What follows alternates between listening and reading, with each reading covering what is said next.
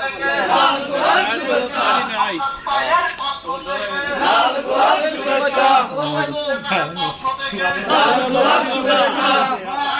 পক্ষ থেকে লাল গোলাপ শুভেচ্ছা আমজাদ পায়ের পক্ষ থেকে লাল গোলাপ শুভেচ্ছা চেয়েছিলাম বলে যাই দাঁড়িপাল্লায় ভোট চাই দাঁড়িপাল্লা জামাত ইসলামী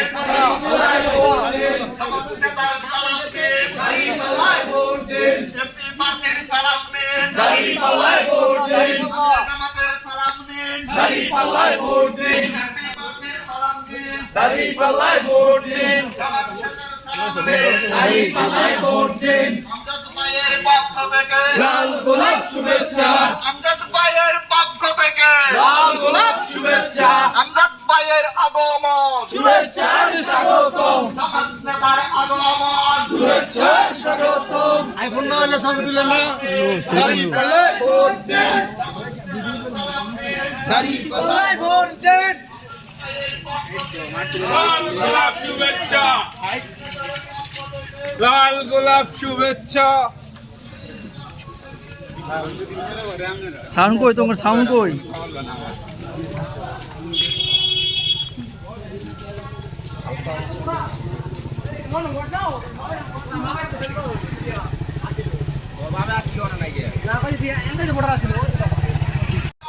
আমরা আছি তোমার সাথে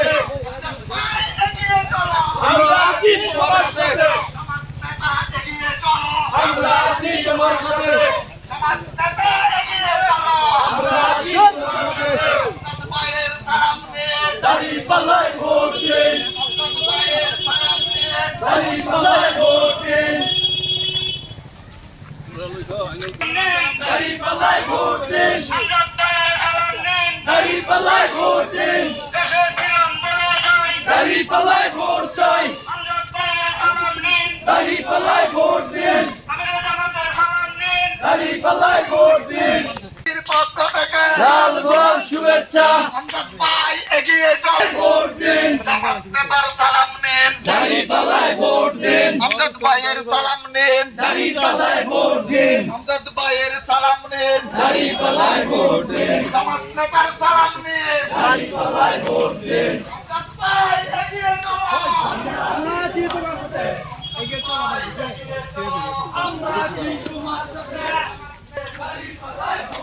সালাম দিন দাঁড়িপাল্লায় ভোট দিন আমজাদ ভাই এগিয়ে চলো আমরা আছি তোমার সাথে আমজাদ ভাই এগিয়ে চলো আমরা আছি তোমার সাথে জামাত নেতা এগিয়ে চলো আমরা আছি তোমার সাথে আমজাদ ভাইয়ের সালাম নিন দাঁড়িপাল্লায় ভোট দিন আমজাদ ভাইয়ের সালাম নিন দাঁড়িপাল্লায় ভোট দিন জামাত নেতার সালাম নিন দাঁড়িপাল্লায় ভোট দিন আমিরে জামাতের সালাম মালিক হবে না যদি জনগণ এই দেশের মালিক হয় জনগণ যদি তার মালিকানা ফিরে পায় তাহলে জনগণের উপর কোন জালেম চেপে বসতে পারবে না জনগণ যদি এই দেশের মালিক হয় তাহলে জনগণের উপর জুলুম কেউ করতে পারবে না লুটপাট চাঁদাবাজি দুর্নীতির বিরুদ্ধে আগামী নির্বাচনে জনগণ ভোট দেবে ইনশাআল্লাহ আগামী নির্বাচন বেকারত্ব ঘোচানোর নির্বাচন আগামী নির্বাচন কৃষিকে শিল্পে পরিণত করার নির্বাচন আগামী নির্বাচন বৈষম্য দূর করার নির্বাচন আগামী নির্বাচন মানুষের অধিকার ফিরিয়ে দেওয়ার নির্বাচন জামাত ইসলামীর এই ঘোষণায় আজকে মানুষ উজ্জীবিত হয়েছে বাড়িতে বাড়িতে মহল্লায় মহল্লায় গ্রামে গ্রামে আজ জামাত ইসলামীর সাপোর্টার এবং জামাত ইসলামীর প্রতি মানুষের আস্থা বিশ্বাস আজ দিন দিন বৃদ্ধি পাচ্ছে স্পষ্ট বলতে চাই জামাত যদি আপনাদের সেবক হবে ইনশাআল্লাহ জামাত যদি ক্ষমতা চায় রাজনৈতিক দুর্নীতি কিংবা প্রশাসনিক দুর্নীতির চিহ্ন মাত্র আমরা রাখবো না দুর্নীতির বিরুদ্ধে আমাদের জিহাদ চলবে যতক্ষণ না পর্যন্ত দুর্নীতিকে নির্মূল করতে না পারি বাংলাদেশের মৌলিক সমস্যা হলো দুর্নীতি এই দুর্নীতিতে রাজনৈতিক নেতৃবৃন্দ রাজনৈতিক কর্মীবৃন্দ যেমন জড়িত প্রশাসনের একটি দুর্নীতিতে জড়িত। এই দুর্নীতির বিরুদ্ধে আমরা জিহাদ ঘোষণা করলাম। বন্ধুগণ, সম্মানিত নোয়াখান্দাবাসী, আপনারা ইতিমধ্যে লক্ষ্য করেছেন যে জনপদে জামাত নেতার সালাম নিন, অর্থাৎ ভাইয়ের পক্ষ থেকে, জামাত নেতার পক্ষ থেকে, অর্থাৎ ভাইয়ের পক্ষ থেকে, জামাত নেতার পক্ষ থেকে, অর্থাৎ ভাইয়ের সালাম নিন, জামাত নেতার সালাম নিন, অর্থাৎ ভাইয়ের আগমন, জামাত নেতার আগমন, এমপি পার্টির আগমন, নতুন বাজারের পক্ষ থেকে, নতুন বাজারের পক্ষ থেকে, অর্থাৎ ভাইয়ের সালাম নিন, জামাত নেতার সালাম নিন, অর্থাৎ ভাইয়ের সালাম নিন, জামাত নেতার আগমন, পক্ষ থেকে, নোয়াখান্দার পক্ষ থেকে, হরিচরের পক্ষ থেকে, জামাত নেতার সালাম নিন, আমির জামাতের সালাম নিন, আমজাদ ভাইয়ের সালাম নিন, সালাম নিন, জামাত নেতার সালাম নিন, আমজাদ ভাইয়ের আগমন, আমজাদ ভাইয়ের মার্কা, আমজাদ ভাইয়ের মার্কা, আদারিয়ার মার্কা।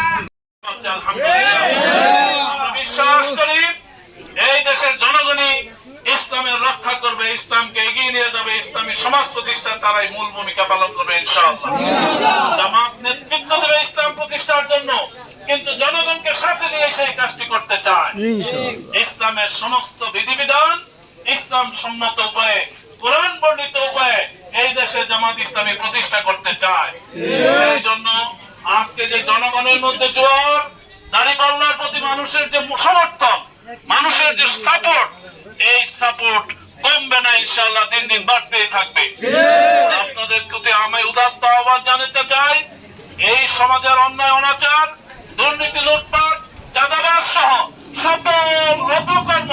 সব ধরনের অপকর্ম যদি আমাদেরকে উৎখাত করতে হয়, তাহলে ন্যায় প্রতিষ্ঠার তো বিকল্প নাই, ইনসাফ প্রতিষ্ঠার বিকল্প নাই। আমরা যখন এই কথা নিয়ে আসছি,